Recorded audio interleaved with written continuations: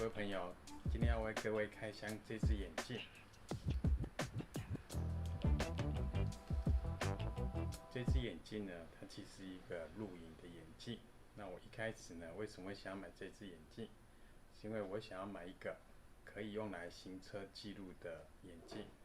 那这只眼镜到底好不好用呢？接下来就跟各位介绍。那这个是近距离的拍摄画面哈，戴起来它的镜片就是会反光啊。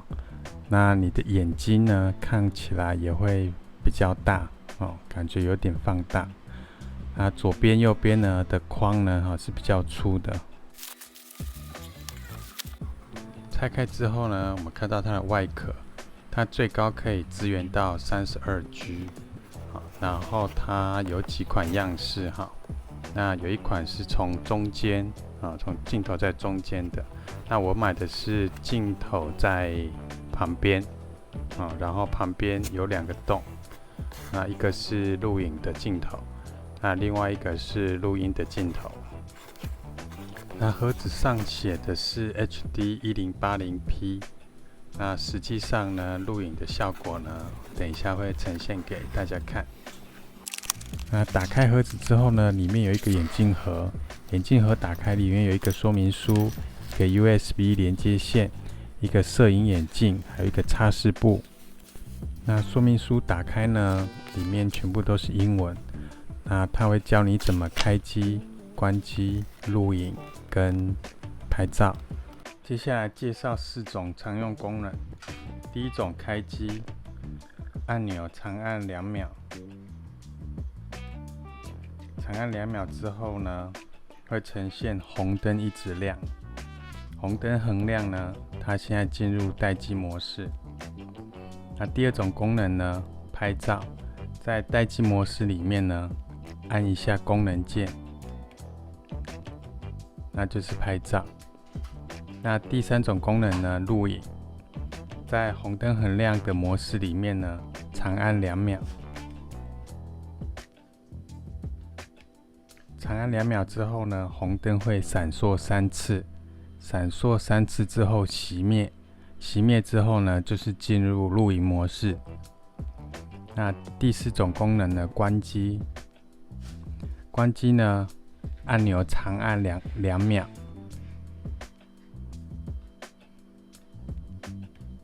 长按2秒之后呢，红灯会闪烁3次，蓝灯闪烁1次，这样就进入了关机模式。那眼镜角旁边呢，有一个可以插 SD 卡mini SD 卡的地方。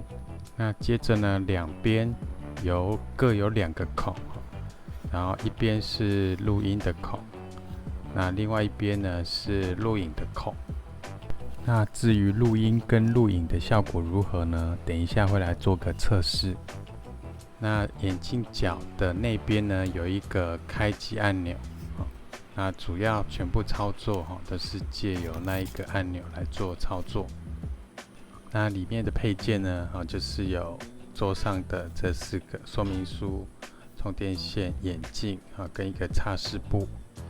那眼镜对折起来呢，你可以看到有开口，那开口里面呢，可以看到里面有一条连接线。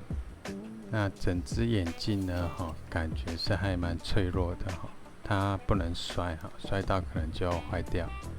那整个就是塑胶做的，塑胶做的。那两边都有线，这边呢就是可以插 SD 卡，mini SD 卡。那本身它没有附 SD 卡，SD 卡要自己另外买。那首先买来的 SD 卡呢，要先接到电脑，做一个格式化。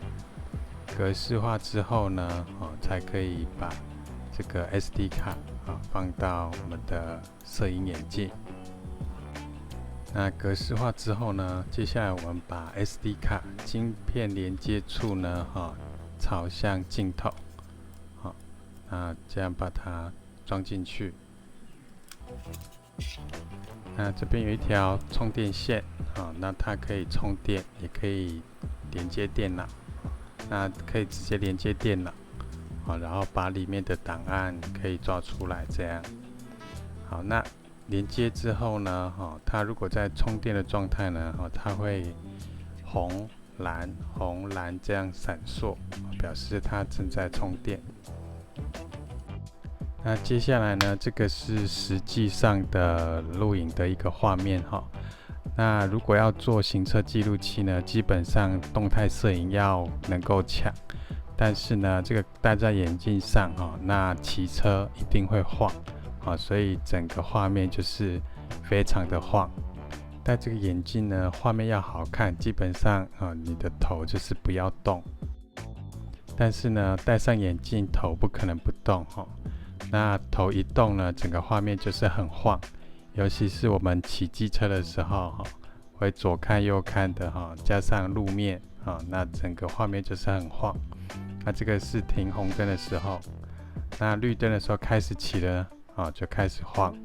那它整个车牌呢也拍不是很清楚除非是前面第一台，那停红灯的状态下还可以拍得清楚。那如果是在行进当中车牌基本上是模糊的看不到的。那接下来我们来测试一下录音的部分我看了一下旁边的招牌然后念出来然后大家看一下听一下，看这样的录音是不是清楚。10元排骨大王，红茶帮，和妈妈小吃，熟熟的麦，蔬果最便宜，红茶帮超大杯专卖店。那最后的结论就是，如果这样的画面你是可以接受的话，那么这个一个录影眼镜才600块，你可以买一个来初用。如果这样的录音画面你是觉得不可以接受的话，那就要买一个专用的行车记录器。那毕竟专用的呢，它有一些防震的功能。那以上呢是测试的结果，喜欢的话帮我订阅、分享、按赞，还有开启旁边的小铃铛哦。